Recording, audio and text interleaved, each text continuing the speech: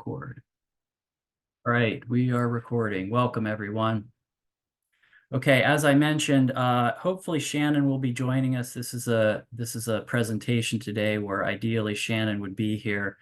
Shannon Hicks is the foundational expert with this EnviroDIY monitoring station technology and such. She is doing a workshop in Georgia today, so she was not sure if she was going to be able to join or not. Regardless, just know that she is a point person at Stroud along with me on this EnviroDIY stuff. Agenda today, we're having this presentation on management of an EnviroDIY CTD monitoring station, focusing on the CTD component. As you know, some stations have turbidity, but we're really going to focus on CTD. We are recording. Recordings are all available at this resources page. You're going to see this page listed over and over today. The meetings are every third Thursday of the month, 2:30 to 3:30. Zoom link is always the same. Keep that for your records if you like. And feel free to be in touch with me if you have others that you'd like to add to the email distribution list for these meetings. Attendees of these meetings include folks that are working directly in the Delaware River Watershed Initiative and others who are just working in the Delaware Basin. We do have a few folks from outside the DRB supporting this work. Stroud Center support via DRWI and Seesaw. 4 States, 1 Source is the DRWI webpage. Seesaw Consortium for Scientific Assistance to Watersheds is a PA-DEP Growing Greener program that allows the Stroud Center and others to support watershed groups in Pennsylvania. So these meetings are just a time for us all to check in. We do provide updates on the stations and technology and such. And the main component, as we all know, is these presentations. Me, Krista, Shannon are kind of the main point people. Krista is more in the northern part of the Delaware Basin with Musconetcong Watershed Association. Master Watershed Stewards Carol Armstrong, Joe, and George, among others, who are available to provide assistance and support. DRWI leads John Jackson, Matt Earhart, and Dave Arscott at the Stroud Center. Primary goal remains in this project for the from the Stroud Center perspective, that is to support groups in using the stations for their own purposes.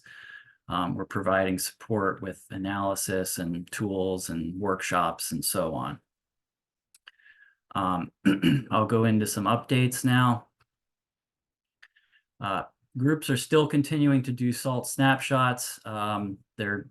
They're developing their own protocols, sort of, spin-offs that suit their own needs. So there's a lot of kind of templates out there that you can work with. So feel free to be in touch if you'd like to do that in your own watershed or watersheds. Also, feel free to be in touch if you want to, the Stroud Center, Diane here, to amplify any stories that you may have via Stroud Center social media. Local Policy and Practice Work Group continues to do work. This is the list of folks. We are meeting the first Thursday of the month, 11 a.m. to 12:30.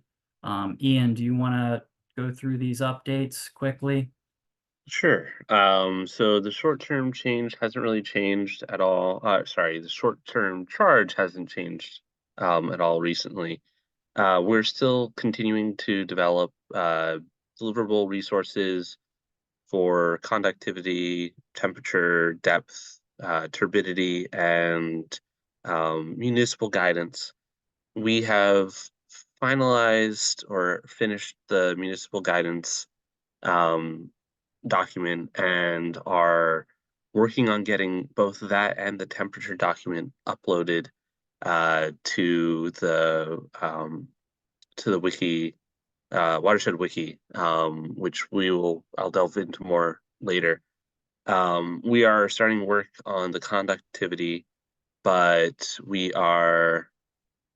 uh, we have an outline ready and working on that currently.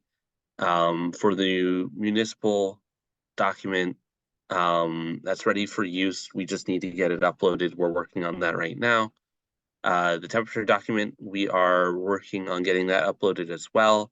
But we're also looking to, when we have time and as needed, develop one-pagers that are more specific drill downs on particular issues that you can find in the overall temperature document. What we plan on doing is for final resource documents that are under review, we have both an internal review process and an external review process. Once it's done through the internal, it gets sent for external review.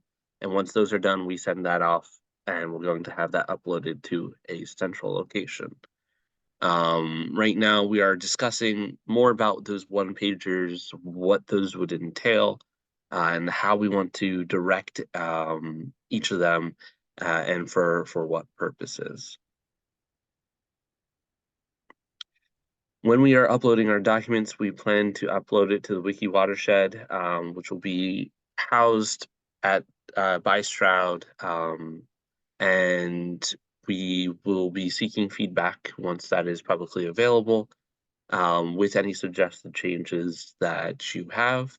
And the document will be a live document, so as new information is presented, as there are case studies that are developed, we can incorporate and fold those into the documents.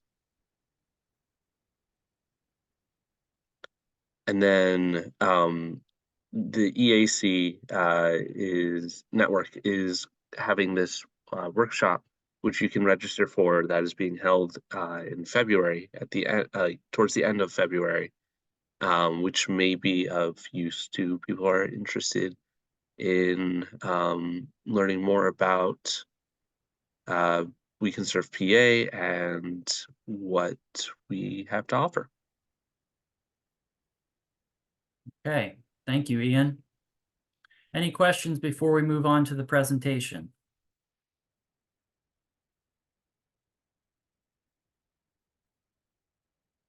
Okay. Managing an EnviroDIY CTD monitoring station. Okay, so this is the basics, what we're going to do today. Overview. This is essentially a condensed station management workshop or training. Obviously no field component. So I'll do an overview of the stations, the technology, the Mayfly data logger, so on. And then most of the time I'm going to be kind of going into specifics of the different management roles. So overseeing the management process, monitoring the data and station performance via Monitor My Watershed, maintaining the station, doing things like cleaning, digging sensors out, that type of stuff.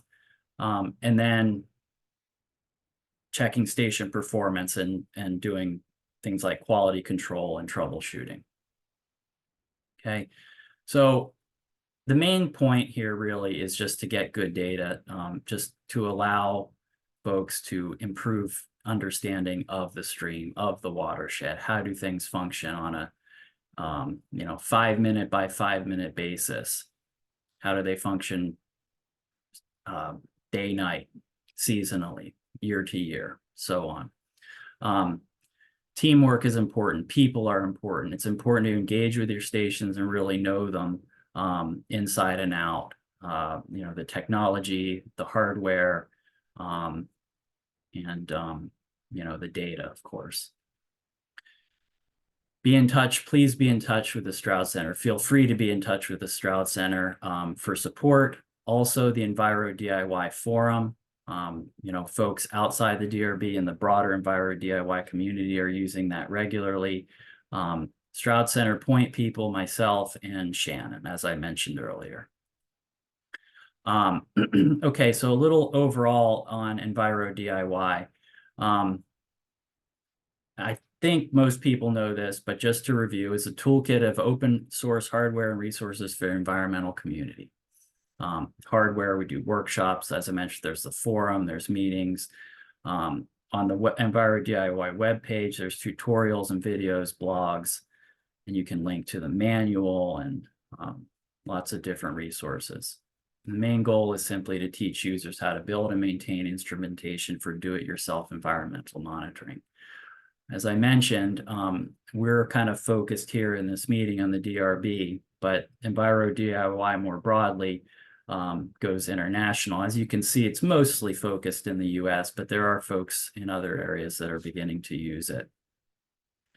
Here's the EnviroDIY webpage. You can see all these tabs across the top with different resources. Here's the forums tab. You can see there's different topics. Hydro's 21 CTD, you can see there. So, you know, that's a resource you can use.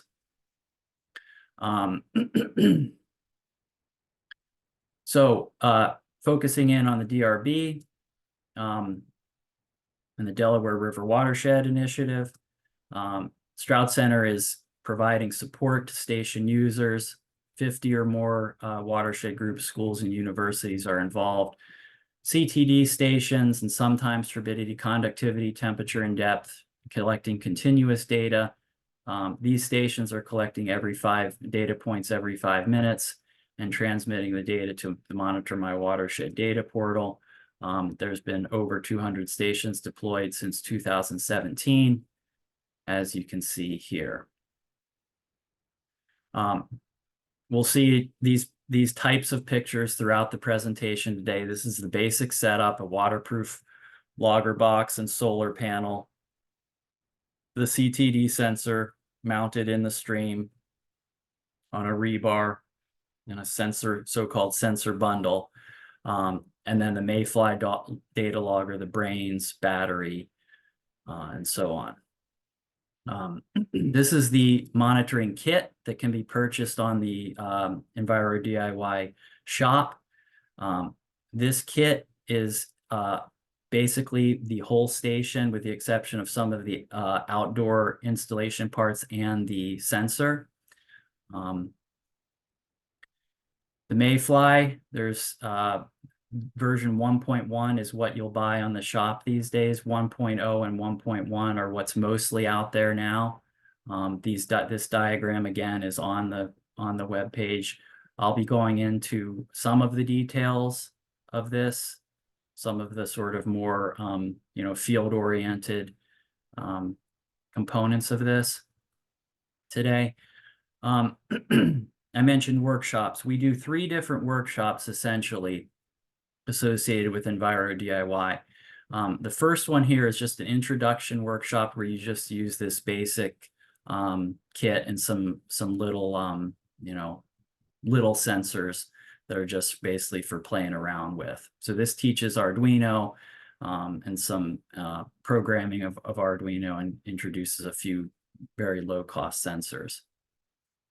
The workshop 2, building an EnviroDIY monitoring station. Again, using the kit to get together as a group. Shannon usually leads, Shannon right there, usually leads to assemble this type of station. And then we have the managing a station workshop. This is basically what we're going to condense and talk about in the next hour here today. So as I mentioned, sort of these basic points of monitoring the data, cleaning the sensors, doing quality control, cross-checking sensors with a handheld meter, doing troubleshooting, dealing with things like this -999 signal that indicates sensor is not communicating with the logger board is not getting communication from the sensor. And then doing things like troubleshooting, figuring out why a signal like that would be coming through, such as a cut cable. Okay, so here's our plan. Again, overview of the technology. And then the bulk of it's going to be talking about these different roles in managing a station. Okay, so some overview. As we know, these stations are set up with a logger, solar panel on the bank, the wire running down the bank and into the stream to the sensors. Readings are taken every 5 minutes and transmitted to the Monitor My Watershed data portal, where you can view the data in these panels, 72 hours of data in these panels. You can view the sites. You can click on the sites to get to these panels or the site page. And then you can go into the time series visualization to get even more detailed with looking at the data for longer periods of time. Here's our setup again. Here's a closer view of that setup on the bank, the whole sort of production there. So I'm going to go into some details here. Waterproof box.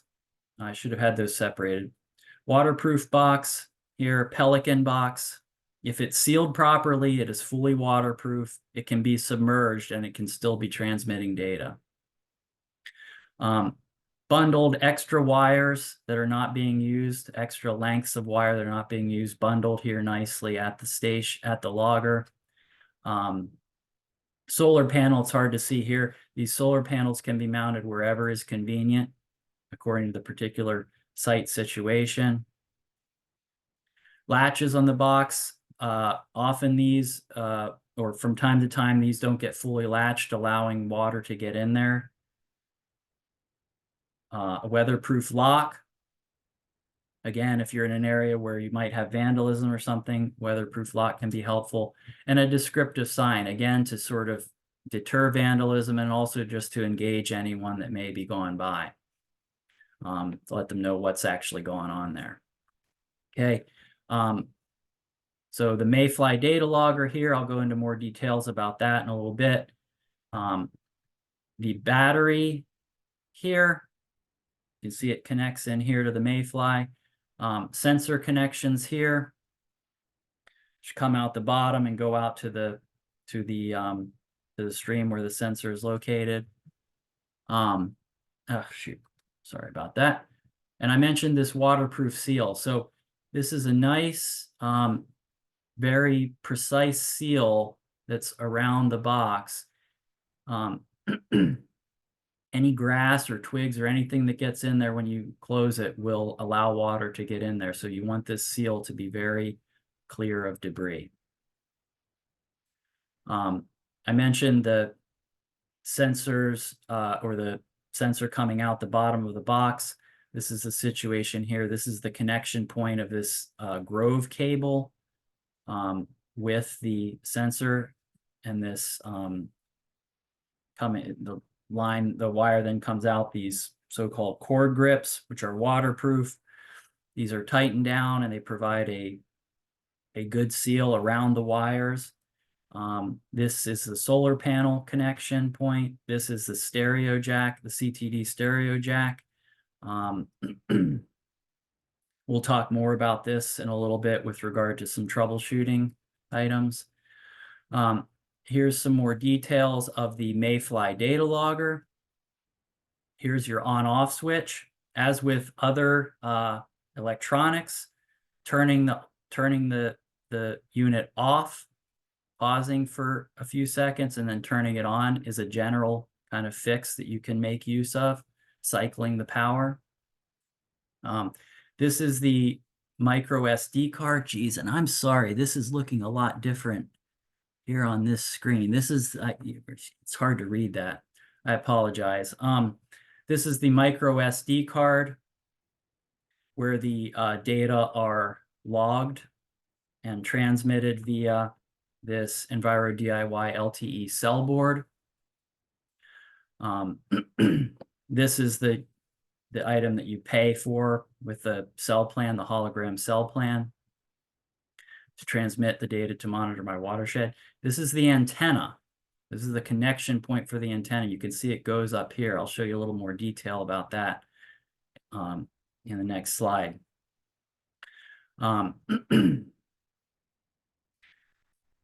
Solar panel connects here. As I mentioned, battery connects here or here. These different lights will flicker whenever there's data being collected and transmitted. And then this is the connection point for the CTD sensor. And this is the so-called Grove cable that connects the logger, the Mayfly logger, to the actual sensor. So I mentioned the antenna. Important point here, this is sort of the end of the antenna, which gets sort of placed in here outside this cushioning. If this touches the mayfly itself, it will fry. It will fry the board. So you really want to be careful of that. Generally, you're not going to have to deal with that, but that could come out if you were working with the mayfly or taking the SD card out or something. And so when you put it back, you want to make sure to put it out here and not put it like behind the mayfly or behind this box, because it could damage the board. Okay. To be clear, we wanted to distinguish, make sure folks understood the difference between the micro SD card or the memory card that holds the data from the sensors and the SIM card, the difference between those two. The SIM card does not contain sensor data. It is the information that is used for the cell module. So, you know, that you'll use the SIM card number to activate the cell plan. So these are two very different things. They're kind of similar size and so forth, but the micro SD card holds all the data and the SIM card is related to the data transmission process with the cell plan. Okay, let's go into the parts of the CTD sensor that are important to know about. Okay, conductivity. Conductivity is measured here at these screw heads. Note that this is the older version of the CTD sensor. A lot of stations still have these sensors on them, but newer stations will have the newer sensor, which will be the next slide. So anyway, these screw heads, you can see here towards the bottom of the sensor through this slot. These can get covered in silt or algae, and when that happens, it will affect the reading. So you want to clean those with the brush. This white disc here is the ceramic pressure transducer where the water depth is measured. So it's going to measure the depth from this transducer to the surface of the water. This is the most vulnerable component of these sensors. That disc is vulnerable to breakage and to freezing. The temperature sensor is not very vulnerable. It's kind of inside the center of the unit. So that is not, you know, there's not much you can do with that in terms of cleaning or anything like that. Here's the new sensor.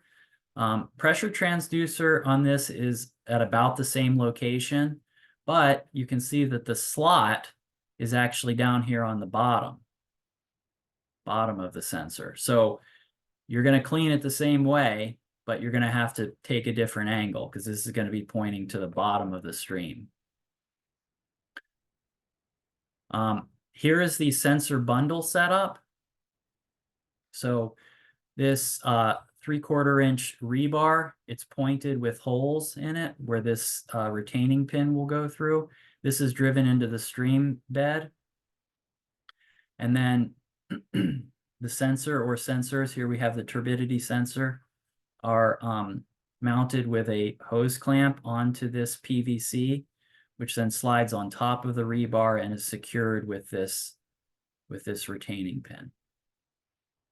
The wires are secured with outdoor rated cable ties. Little more info here. This is basically just different angles of the same setup, with the exception of there's no turbidity sensor here, and instead a PVC spacer is used. It's basically just helps it be a little more secure in the stream there.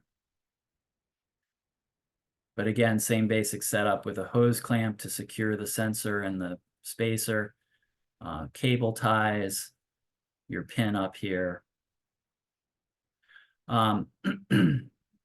This is some info on the kind of the other installation elements of the station.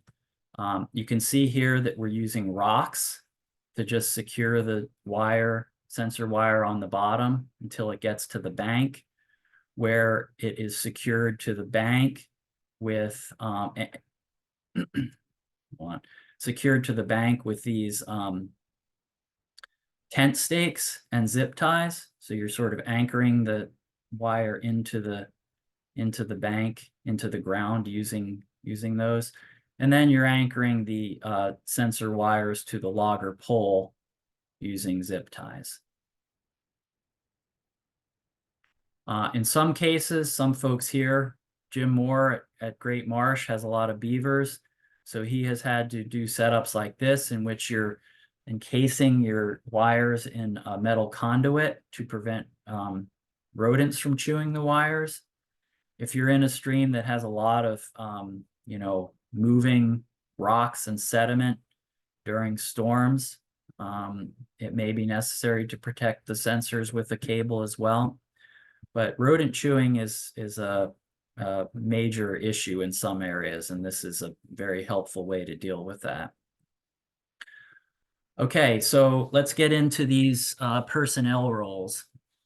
Again, we're going to talk about the role of the station owner or manager, and that's basically just a role of ensuring that the station is getting managed according to these other kind of roles down here.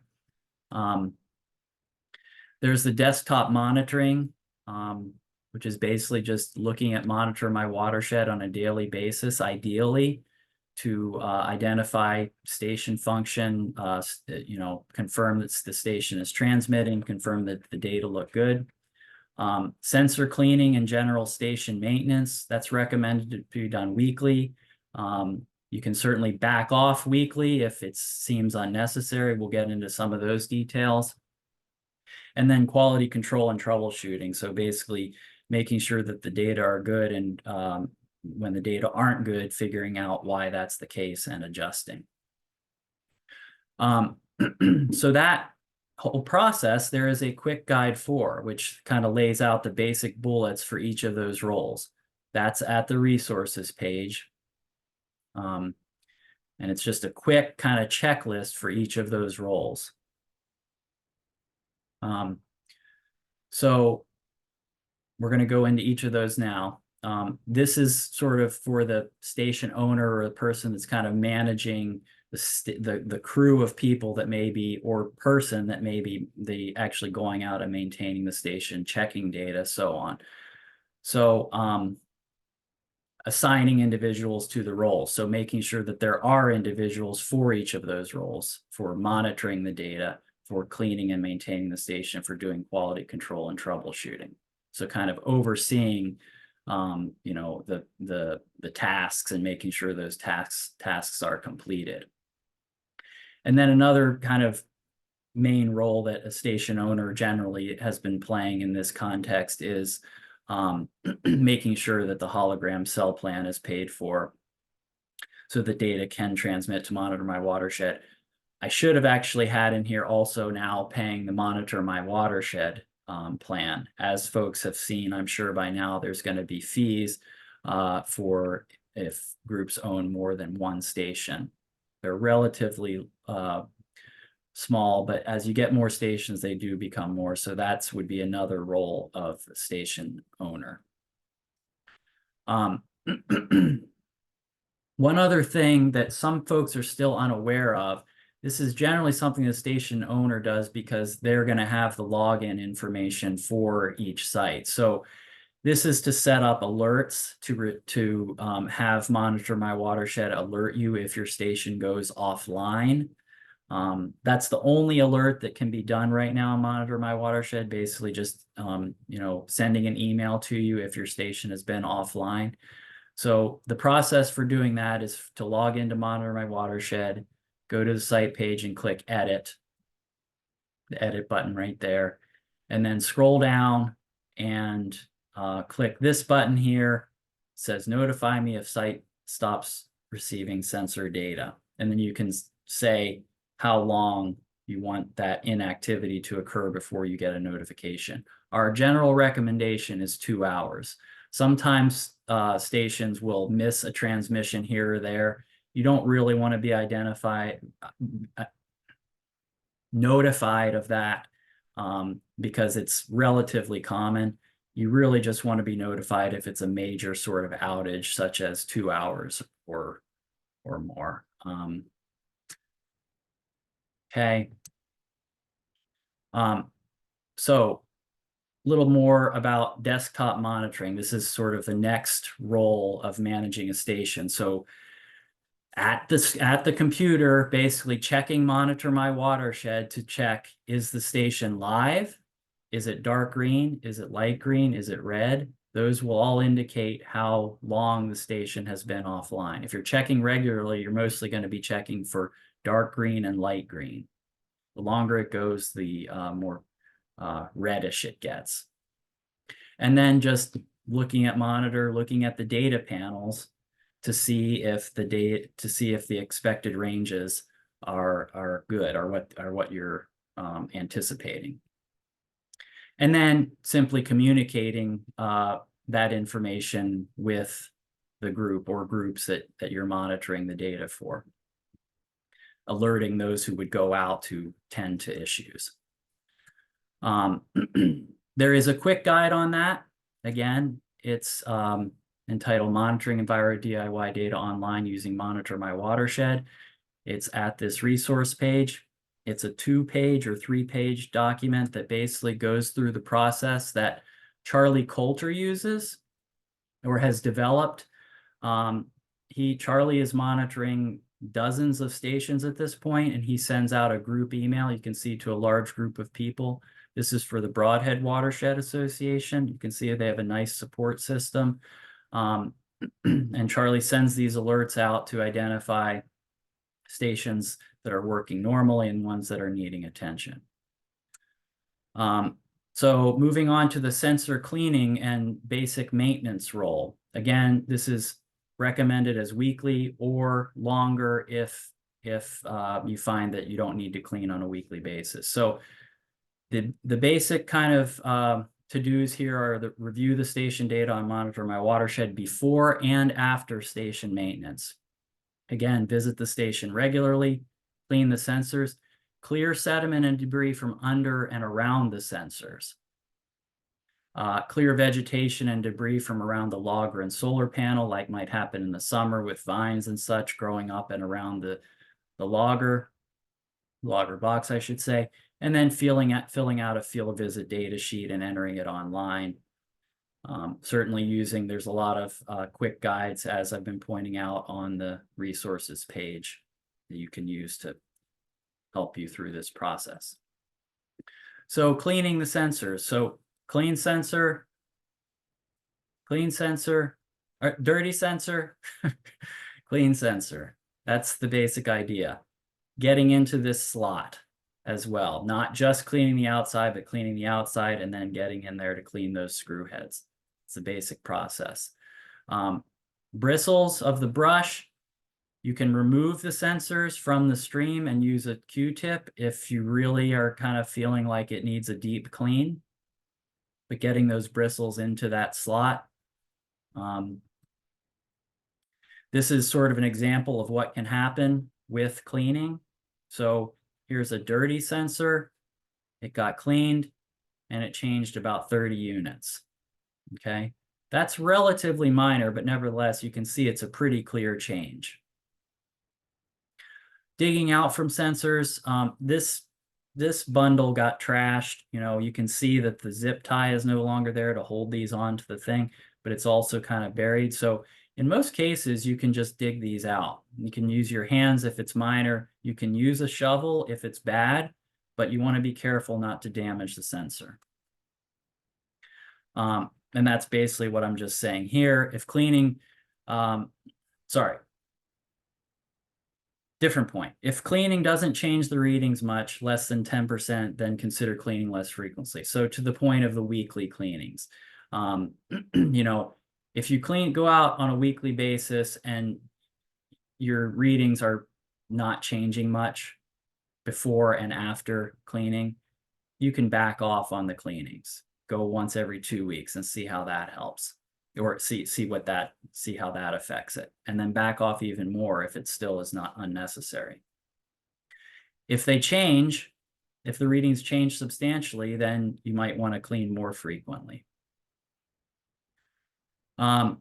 Adjusting for freeze risk. We're kind of in a freezing type time right now.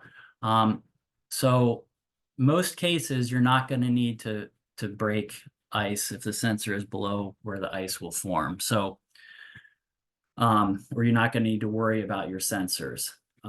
There's only a risk if ice is forming around the sensor. So most cases, you're going to be in this kind of range of 8 to 15 inches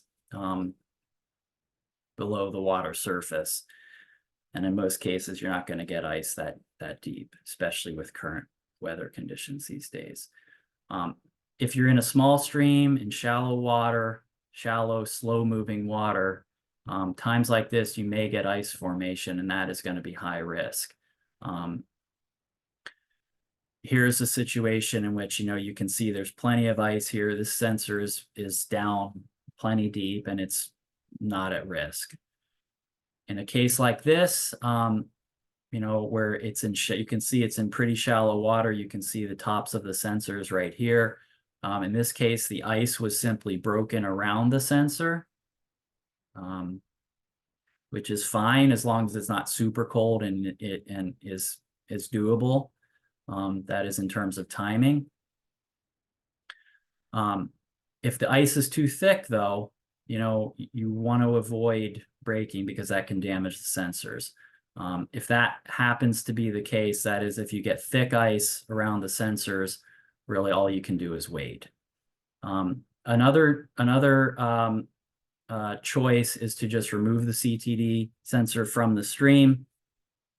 In that case, turn the station off, remove the entire bundle, using the retaining clip, dry the sensor thoroughly, wrap it in a towel and plastic and secure it. Here, Krista did that with a zip tie, and then hang it on the station or a nearby tree.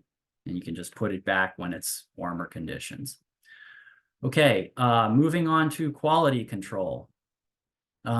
Basic idea here is just cross-checking your measurements with a handheld meter. Conductivity and water temperature, you can use a meter like this that has conductivity and temperature on it, and you're just basically cross-checking that with the sensor readings. So again, we're sort of using this 10% difference, where if it's above 10%, you're going to raise the red flag that something may be off. Cross-check water depth using a metric ruler. You're just going to measure from the top of this slot where the pressure transducer is to the surface of the water. And that should relatively closely match the water depth from the sensor. That was the old one. The new sensor, as I mentioned, the pressure transducer is in about the same position, 8 centimeters from the top. So when you're doing your cross checks, you just want to do the proper, whatever's going to work for you in terms of measuring from here possibly and adding 8 centimeters, or figuring out a way to just get your ruler to about this position on the sensor. Okay. And then again, just cross-checking with the reading from Monitor My Watershed. In special cases, we have been installing a secondary continuous station, temporary, to cross-check on a regular basis, with the readings that are coming off of the permanent station there. Shannon has done that in a number of cases to kind of as a higher level type quality control process. Here you can see the sensors that are put in there for quality control. So be in touch if you feel like you're in need of that level of cross-checking. Another component of quality control is downloading micro SD files. We recommend this on a quarterly basis. If you have good transmission to Monitor My Watershed, quarterly is fine, or even really less than that is probably fine. If you're not getting good transmission, then the only place the data are going to reside is the micro SD card. So you're going to want to download those data more frequently if you're have bad transmission to monitor, or if you aren't transmitting to monitor. Every time you take a card off to download files, you want to delete those files after you've downloaded them, and then use that blank card to swap in the next time that you download data. So here's the micro SD card. The way it works, as most folks know, goes into adapter, which then can go into your computer. And then you just download these type of files, these CSV files, to a server or hard drive where it's going to be secure for the long term. Noting that if you do have major data gaps on monitor, you can take the SD card data and upload it to Monitor My Watershed. That process is available on Monitor My Watershed help. If you need to do that, feel free to be in touch. It's a little bit outside the scope of this presentation today, but it is relatively easy. Okay, troubleshooting. Two basic locations for troubleshooting guidance. In the main manual, Appendix 4, and then there is a troubleshooting quick guide. You can see both of these are at the resources page. This is sort of a snippet of the Appendix 4, the troubleshooting appendix in the manual. Here is the quick guide. They're both very thorough. You're going to learn a lot if you review those. You can also just obviously reference those as needed. So I'm going to go into some specific troubleshooting issues. Again, this is sort of basic troubleshooting 101, I guess. So if your station is not transmitting to Monitor My Watershed, troubleshooting that.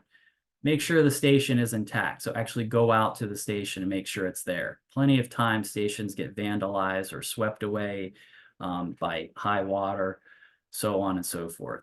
That will make a station stop transmitting. Sometimes these stations just stop transmitting just for miscellaneous glitches, and just turning the logger off and pausing for 30 seconds or so and then turning it back on can fix it. Make sure the cell plan is paid. So go into the hologram account and make sure that each of the cell plans that you have going are paid. And then you can certainly check other stations on monitor. Sometimes there are Monitor My Watershed problems, at that level. And, if you go in there and you see a whole bunch of other stations that are light green, that's probably going to indicate that there's an issue with Monitor My Watershed, at which point you can either express that on the forum or email me or Shannon. And we always appreciate that when people are tuning into those types of issues. So another common problem is the -9999 signal. You'll see that in the data panels. That means that the mayfly is not communicating properly with the sensor. Again, cycling the power can be a fix for that, or it's worth a try at least. This stereo jack connection can become loose if if someone is in there fiddling around or something, or the station has fallen over or been disturbed or something. That can come loose, so you might want to check that and make sure that that is fully connected, making sure that the connection on the logger where the Grove cable is connecting is secure.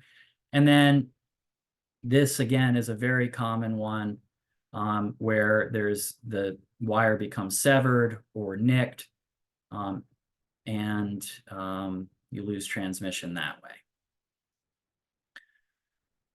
Excuse me, you lose the ability to talk to the sensor that way. Okay, so where am I at here? Sensor measurements are wrong. So if you find that your sensor readings look strange, here's some reasons why that could be. sensor could be buried. So make sure that there hasn't been a storm that's buried it in a bunch of sediment or something. Make sure the screw heads are clean. Make sure that there's not a bunch of algae growing all over inside the sensor.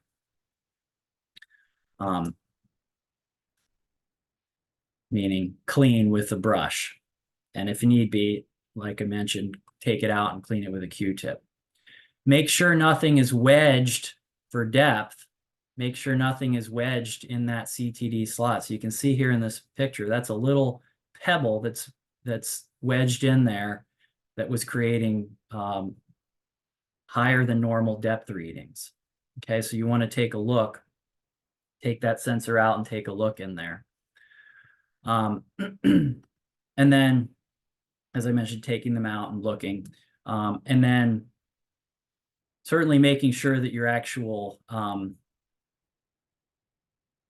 handhelds, if you do a quality control check and you're getting misreadings, make sure that your meters are, your handheld meters are calibrated. If you're using an uncalibrated meter, then you're not going to really be able to accurately check the accuracy of the sensor station. Okay, just some notes on the CTD. If you end up finding out the CT is broken or malfunctioning, please feel free to reach out to the Stroud Center. We can assist and maybe provide a replacement CTD or repurpose one from another station that may be underused. But also, it's important to note that there is a warranty on sensors for at least a year from the meter group. So, and they're very good about replacing sensors that have just died for whatever reason. And that does happen, where they're not damaged from some environmental factor, but instead they're just malfunctioning. Okay, power issues, troubleshooting power issues. 4 volts is good. Transmission stops at about 3.5. So when you're getting in this 3.6 to 3.7 range, you're going to want to think about possibly swapping batteries and or adjusting in other ways. Battery problems, power problems can occur because of, when leaves are still on the trees in the fall, but there's lower light. If you have a thick evergreen canopy or just thick canopy in general, a solar panel that's too small or is malfunctioning, or a bad battery. Sometimes if there's moisture, these batteries can corrode and stop functioning. So when you're swapping batteries, you want to just pull this out, swap a new charged battery in, and that should sustain the process. So here we have a graph of there was not proper charging here in this scenario, and the battery was being swapped here at each low point. Battery got swapped with a new one, comes down here, stops transmitting, new battery gets put in, and it keeps going on. New mayfly was put on here, and the charging was happening when the sun was out, but the battery was not sustaining it overnight. So Shannon concluded that it was a solar panel issue at that point. She put on a bigger, better solar panel, and that ended up sustaining, the station indefinitely with power. Getting set up with that battery package of materials.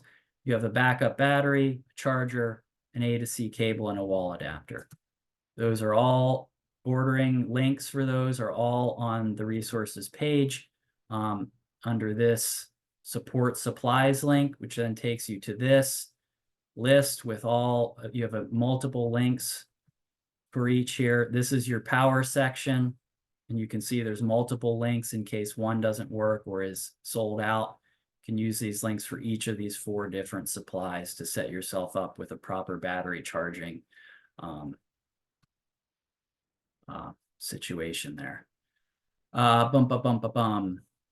Detailed supply list. There's also a detailed supply list with all of the nitty-gritty parts that go into the entire station in the manual, in the EnviroDIY manual. So you can certainly consult with that if you have other sort of more technical needs, or needs for cable ties, or retaining clips or anything like that. Okay, we've got 6 minutes left. I think we're on task here, on target here.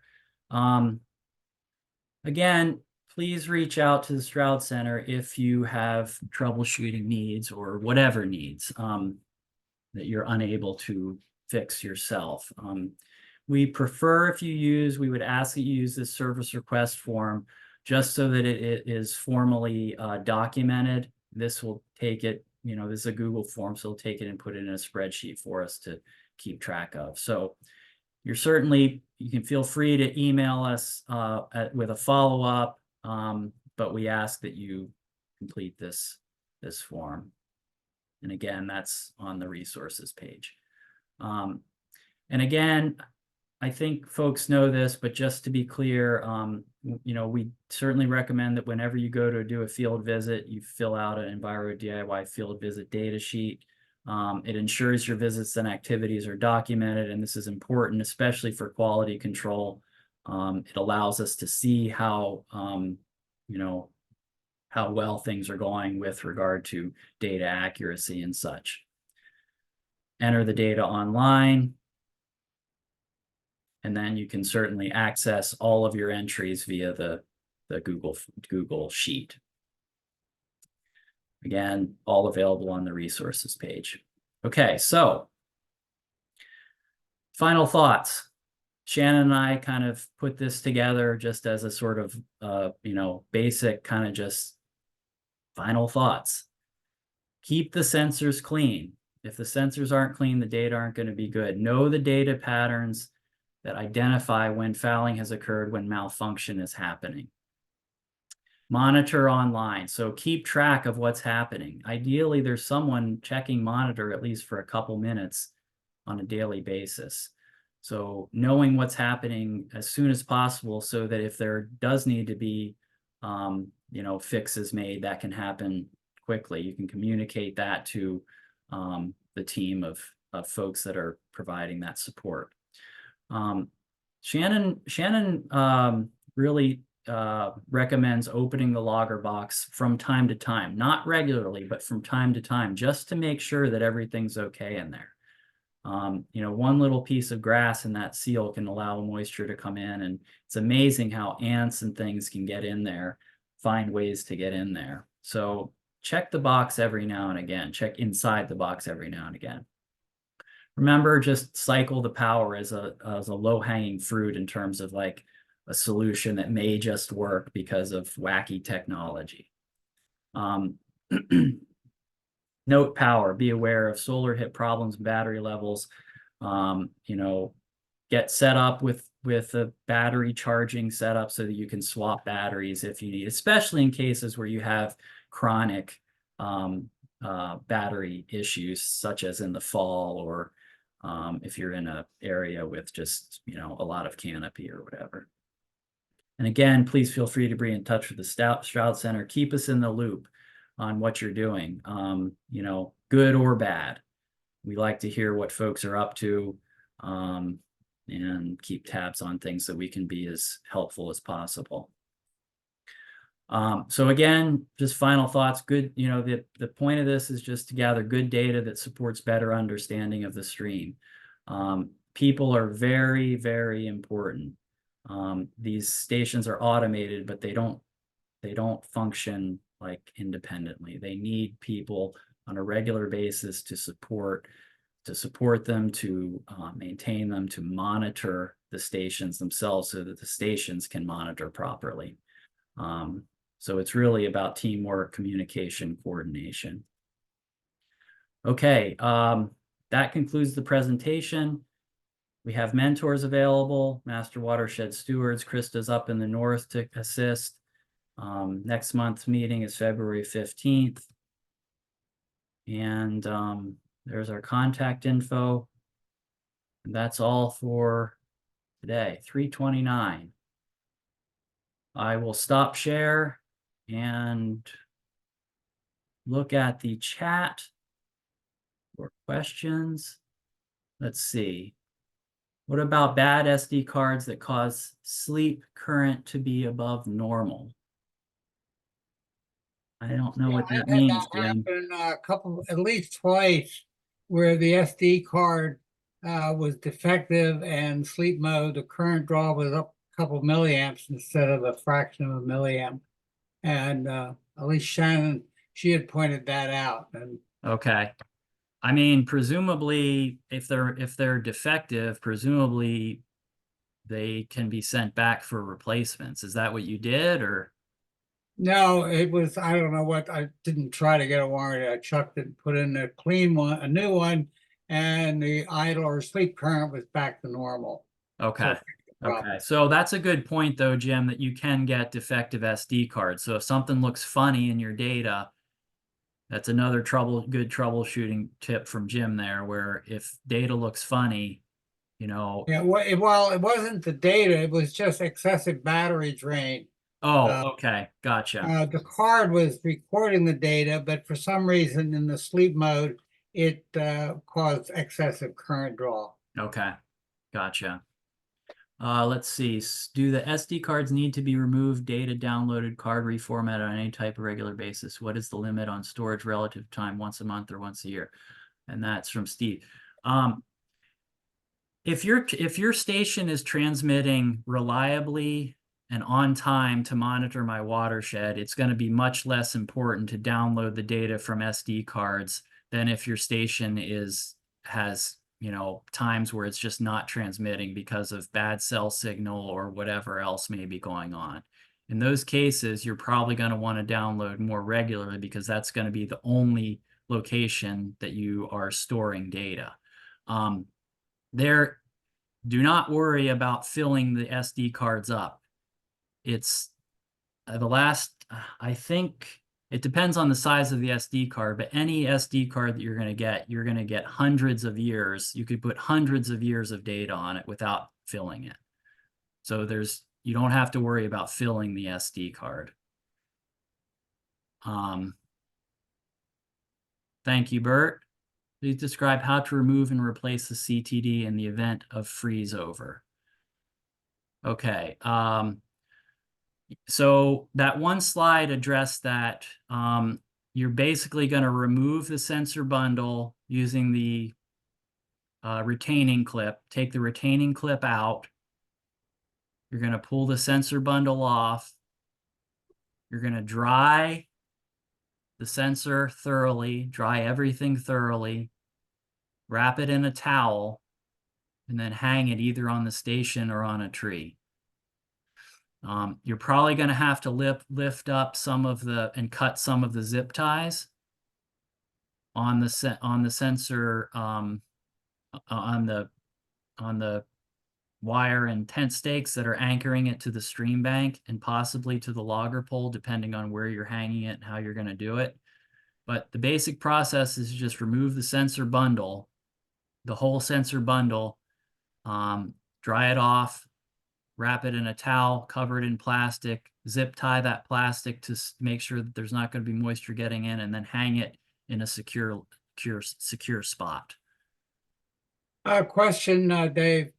Yeah, Jim. Why is it we still have those clips when I've been using just put a cap on the bundle and let the wire, the rod set the level? It's sure a lot easier to, and in winter, putting that pin in, I'm sure if you've done it, it's not a pleasant experience. So I just use a cap on the sensor bundle, and then the rod is just pounded in.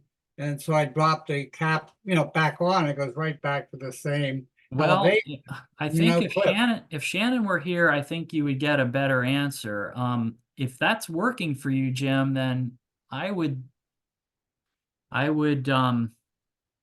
mean, you could potentially take some minutes in one of these meetings to describe that so that others may have it, or maybe I might request that you write a blog on it. so that the information is out there. If you're finding, I mean, I know you've put quite a few stations out this year. So if you're finding that that works for you, I think it may be that it's, you know, in more violent streams than yours, maybe the clip is more necessary. That is, streams that get more turbulent flow and such. That may be the reason, but you know, I don't think, you know, Shannon has been refining this setup for years, and there's always refinements happening. So, you know, we're certainly open to other ideas. So if you, you know, if you want to meet with, you know, Shannon, or, you know, whatever, write a blog, let's just be in touch, and maybe, I think putting a blog together would be a good idea. Yeah, okay. Well, I've tried to put those clips in 0 degree C Oh, I water. know. Not I pleasant. know. I know. It's rough. Let's see here. What else is coming into the chat? Reading the battery voltage while solar panel is charging will give you a misleading reading. Charlie, do you want to expand on that a little bit for folks? Yeah, during the day when the solar panel's charging, the reading will look fine. You'll be reading 4.3 or whatever. What you really want to look at is what the voltage is when the sun goes down. That's when you're actually looking at the battery voltage. So That's when it's going to dip to its lowest, is at night. right. Yeah. Yeah. So you'll see during the day when the battery's really low, the unit may go offline and then come back on when the solar panel wakes up, and then it'll go back offline again. So Yeah, I asked Shannon about that display, and it's really in 2 modes. Because I said, why, when the solar is on, that's not the battery voltage. It apparently is the open circuit of the solar panel, and it measures that, but it's not the battery, it's the solar panel. And then when that drops off, it goes back to measuring the actual battery. That's my understanding from Shannon. yeah, Because otherwise it doesn't make sense that should big spike in voltage. The battery isn't doing that. It's the solar panel, the open circuit voltage. Somehow it measures the open circuit voltage. Mhm. But you're right. So the spikes are the solar voltage, and when it's down below, that's the actual battery. Yeah, so Jim, Eric Frankhauser, who works on a station on Antietam Creek, is asking for a picture, and how do you keep the bundle from spinning? Good question, Eric. I guess I need to write a blog. Yeah, you should. Okay.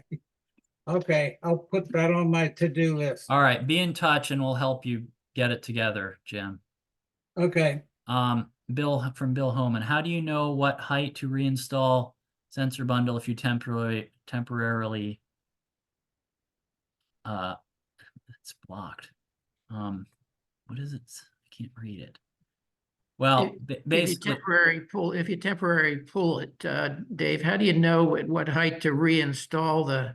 It's probably obvious because that's a good question, Bill. Generally, when these are installed, the PVC is level with the rebar. The top of the PVC is level with the rebar, and that's why you have the retaining pin so that you can install it at the same level. But there are different holes there, so it is possible to install it at the wrong height, which we have seen people do. When I do it, I always like to take a picture beforehand, before removing it, then remove it, and then, you know, generally I'll remember how it goes back. But if you take a picture, you'll know the exact orientation that you had it and everything. perfect idea. Exactly. Yeah. Okay. Thanks. Sure. All right. Good questions. All right. We're at 3:38. Any other questions about the presentation or anything else that folks are dealing with or wanting to talk about or anything? This is Grace. Yes. Hi, David. Hi, Grace. We just accomplished something. Cool. It's a little tangential, but it's all related. We filed, we had a proposed development right on the Neversink, and these, I know many of you are not in New York, but the way you object to a town decision, and it can be of any content, but a planning board decision in New York State, when they is filing an Article 78, and it goes to the Supreme Court, the lower level court, state court, and we filed against a decision along the Neversink for a big build out of a facility called New Century Film, and for a huge extension. And the highlight of the plans, if you call it that, were the wastewater treatment and the 2 retention ponds, one of which I think in the flood, the water was about 100 feet away from it, from these big storms. So we filed it, and it took a community effort. It was a slightly different group. It's called the Lower Huguenot Neighborhood Alliance. If you'd like, I can send you a copy of it. It just got its indexing. And it was, it was an outreach organizing effort, and we now have new contacts, and we have a monitor a little further down from this site, but that's a very big issue. So it's a big accomplishment. That's great, Grace. You are in New York, but I wonder that this, we're going to be posting our work group resources on the Manage My Watershed platform. If you were interested, you could write up a little story to post on Manage. We have a number of stories already up there. But this is definitely a type of, case study story that could be posted on Manage My Watershed. So if you felt like you would be, just that would be good. We now have a writer in this new group, who remains a little at arm's length because he's publishing articles about the town, the area, and I think he would be the one to do it. I will suggest it to him. Please send me anything on it, and he writes very clearly. Okay. And his name is Dave.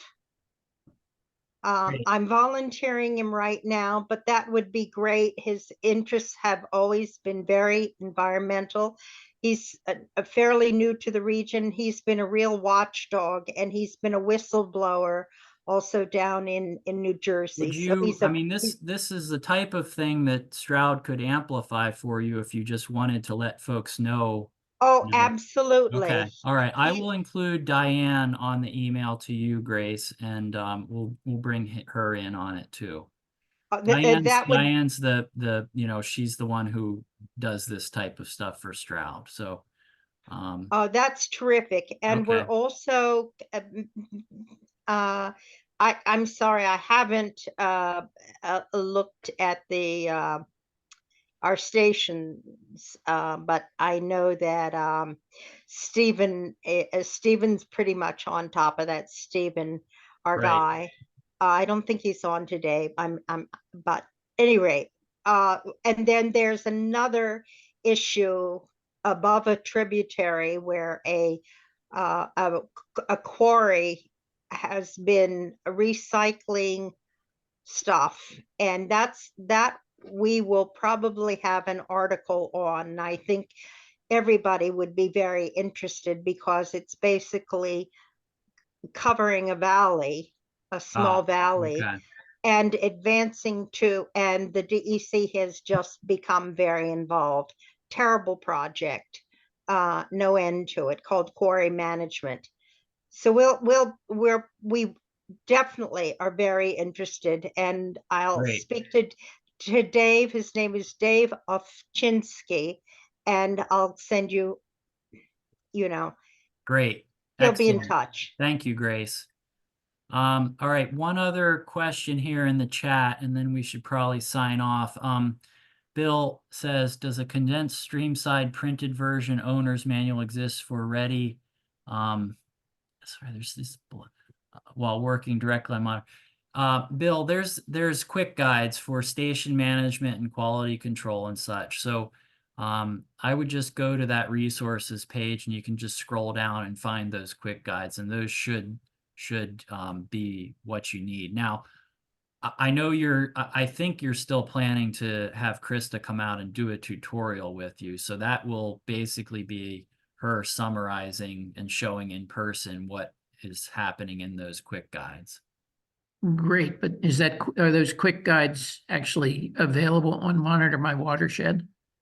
No, they're on that resources page, that Wiki Watershed /DRWI resources page. Okay, all right, Yeah. great. Thanks, Dave. Sure. Great, awesome presentation. Great. All right. Anyone else? Good. Okay. Thanks, everyone. We've got about half of the attendees still here. So thanks, everyone, and stay warm out there.